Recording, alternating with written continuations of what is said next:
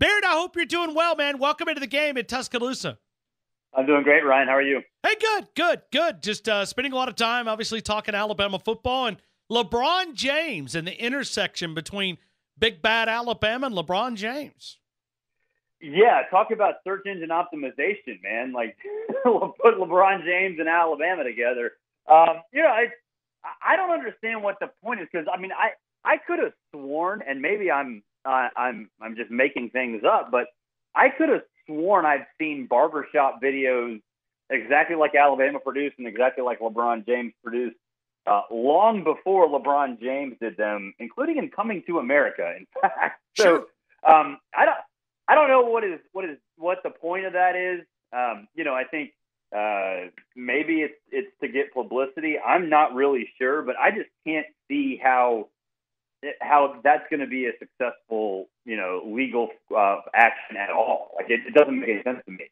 Well, I debated a couple of minutes ago whether LeBron James did Alabama a favor, even though he sent him a letter. Look at the publicity, because the goal was to watch the event, right? Alabama's trying to change this business-like mentality to understand, hey, we have fun in the football building. We have a real environment here. We're not all business all the time.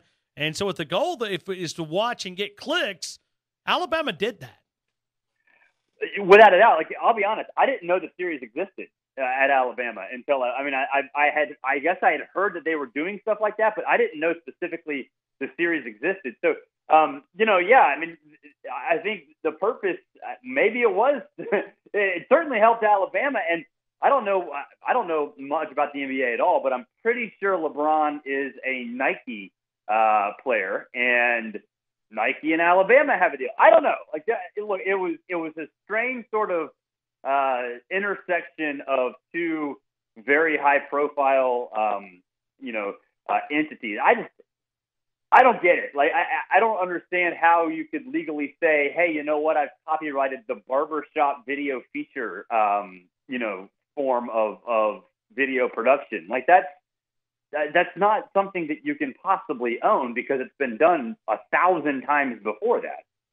Well, and Barrett, the one thing that comes to mind, it's kind of marketing. But, when I think about barbershop and its commercials that have the intro, how about Affleck and the stupid duck over there trying to get in the barbershop, and he's going, the guys are sitting there talking, and he's screaming, Affleck, Affleck, Affleck. I mean, that's what I remember about barbershops. I mean, it's a commercial that's ingrained in my head with that duck sound. No, it is. And I've seen, I know for a fact there's been features that have included athletes. I remember what was he was a Falcon. Steven Jackson had I don't know if it was an ad or a feature where he was doing something similar where he like goes home and hangs out with his old barber and tells stories. Like that's kind of common in terms of a theme for a feature like that. So I don't get it. I mean, Uninterrupted's a good company. It's a good distribution house, and they do good work. But I don't understand what the point is, unless there's a conspiracy to somehow get more people to watch both forms of the video, and maybe that's the case. Barrett, let's go to some spring football here for just a couple of minutes. When you look at the SEC headlines, we have been spending a lot of time today looking at expectations around LSU. And we had a guy on from Baton Rouge a couple of hours ago, and he said, listen, there's low expectations coming out of Baton Rouge. Can Coach O survive if it's reality, if those expectations meet reality? And we're talking 7-8 wins. I mean, can this guy survive the 2018 season with 7 or 8 wins? No, not 7. 8, it might depend on which ones the 8 are and how they look specifically, because LSU does have one of the most difficult schedules in the SEC. I mean, you open with Miami. They were in a New Year's Six game. They have Auburn on the road in week 3. I mean, and Auburn won the West, obviously, last year, and LSU's turning over a bunch of new offensive players. They draw Georgia out of the East a week after going to Florida. And then, of course, we've got Alabama and everybody else. So, 8-4, I think it sort of depends on how it looks. If the offense looks competent and the move to Steve Ensminger looks like it's made sense, and they're competitive in a bunch of games that they lose, and perhaps bring an upset, okay, then maybe he sticks around. But if it's 8-4 and their offense is inept, and I would imagine it is because I just don't see how this is going to work out, then I don't think he goes. I think if this turns south, it's not just that Orgeron who loses his job. I think it's Joe Oliva as well. Barrett, let me ask you, if you're looking at the SEC West, do you have Alabama at that number one spot in 2018, or if not, who? Yeah, right now, yeah, for sure. I think the gap between Alabama and Auburn, I think, really depends on two factors. One, how well Alabama's offense clicks and how much they improve. Because I do think the defense will take a little bit of a step back just because of the sheer volume of people that have to change, including the coaches. If the offense takes a dramatic step forward, and I think it will, then they're going to be head and shoulders above Auburn. And really Auburn's competitiveness, I think, in terms of I think Auburn will make a New Year's Six bowl this year. They made one in each of the last two seasons. I think they'll make one again. But I think that doesn't necessarily make them a national championship contender. I still think they can be, but they might just be a really good team. And I think the difference in that is the offensive line. If that offensive line can come together and protect Jarrett Stidham, we know they can be good. Like we know they can win at an extremely elite level. And you can trust that they're going to get the running game going, and they've got great receivers, and they've got, I think, the pedigree of success now because they tasted it to not be blinded by anything. But the offensive line's got to come together. If the offensive line, protects Stidham, they're going to be a national championship caliber team. If it doesn't, they're still going to be a really good team, but not in that playoff hunt. What do you think? I mean, do you think the offensive line will come together for Auburn? Well, I think it has a chance to. I want to see like the injuries to Nick Brahms and Caleb Kim this week hurt because those guys are being counted on to be, sort of your stalwarts in the middle of the offensive line, and that communication is not going to be there. So that actually hurts them quite a bit, towards the end of spring practice. They've got the raw talent on the offensive line to be there. I think they'll be better coached because J.B. Grimes, I think, in terms of being a technician, is better than Herb Hand. But I think they'll also take a little bit of a dip in terms of recruiting. So I think it depends on Prince Tega Wanago, how much he comes along, whether they get settled at center, and how healthy they are. The thing with Auburn is this: like they've always been talented along the offensive line, but in Gus Malzahn's best seasons last year, 2013, and early 2016, when they were sort of in the playoff hunt in November, they've always been one-trick ponies. They've always been road graders in the running game, and really at different levels looked lost when they've been forced into pass blocking situations. In 2016, it cost them dearly. Last year in 2017, I think it cost them dearly as well.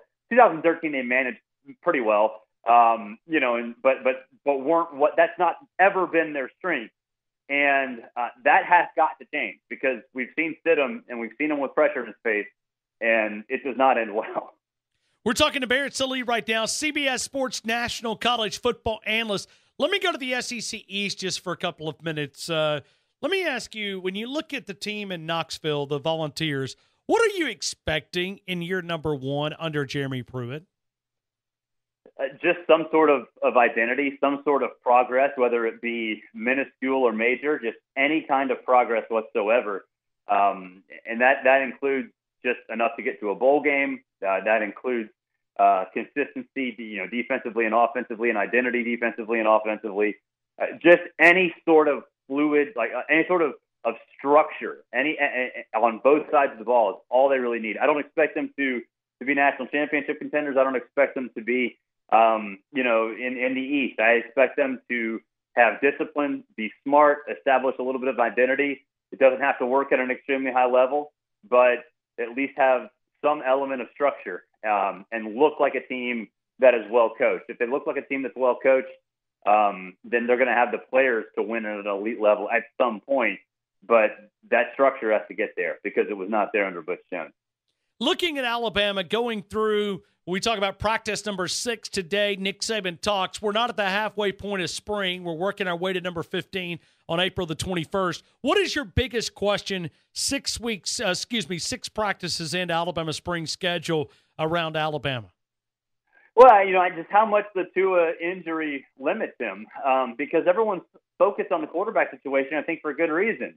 And, whether Tua, we all saw Tua throwing, what was that, last Thursday or whatever it was, but he really wasn't doing an awful lot. And how much does that limit him once he does come back? And, how much does Jalen Hurts improve? We haven't really seen much. I think maybe because Tua got hurt.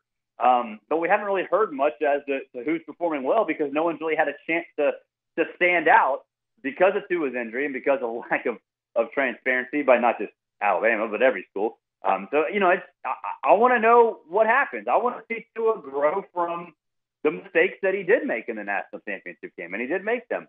I want to see Jalen Hurts grow, and we haven't really heard or seen anything to the effect on either side yet. Well, and I think that's the part of it is the competition that we amped up for. We're not really getting a chance to see that. Now, hopefully that may change today, because Tua is expected to begin to make waves and progress leading into this first scrimmage. This is one of the important ones. You've got 3 scrimmages. This is one of the first of 3. And then I guess maybe we can get to this Tua Tagovailoa, Jalen Hurts competition that we kind of amped up for. Maybe that favors Jalen Hurts, that he's got a few practices ahead of Tua Tagovailoa. Yeah, you'd have to common sense would say, yeah, it does, because he's taken, I would assume, the majority of the first team snaps. And so, we talked about this before. We've never seen Jalen in a position like this.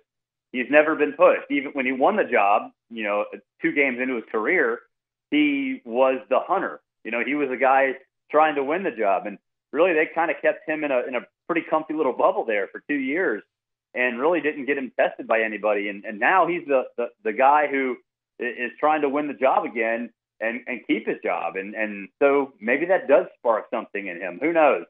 But it's going to be fascinating to see how it develops. And I think the Tua injury early in spring, like you said, it sort of put a pause on the battle we all anticipated. And it's got to happen sooner or later, because one of those guys can play at a different institution, and I think they will at some point. So I can't wait to see what happens. So what if we go out there and we begin to hear these nuggets behind the scenes that this thing is close? In other words, if this thing is close with Tua missing this much time, this thing's over, right? It's over if we go out and we hear, it's close. If Nick Saban gives us one of these canned responses and he says it's close, because it really shouldn't be close right now, right? It should be a little gap that Jalen Hurts has been able to pick up some steam. Well, I don't necessarily think that, because it hadn't been that many practices to prove it. So I think that would probably be the conservative route for anybody to say who's been inside. I think the more critical information would be if Jalen looks, if you hear things and Saban says things to the effect of, Jalen's just absolutely lighting it up through the air, because that, I think, is more meaningful. I don't expect, anybody to say anything other than it's still close and they're still figuring it out. But suddenly you start hearing about Jalen Hurts lighting it up through the air and the light bulb going off and things like that, then that, I think, is more interesting to me, or would be more interesting to me than anything else. Barrett Sallee, you can find him on the Twitter account. The best way to connect with him, Barrett Sallee on the Twitter account, college football writer, national analyst for CBS Sports.com, radio on ESPNU on SiriusXM, SEC Smothered and Covered podcast. Like I said, the best way to connect with him is join those 70,000 fans who connect with him on the Twitter account. Barrett, as always, thank you again for your time. I hope you have a great afternoon. All right, thanks for having me, Ryan.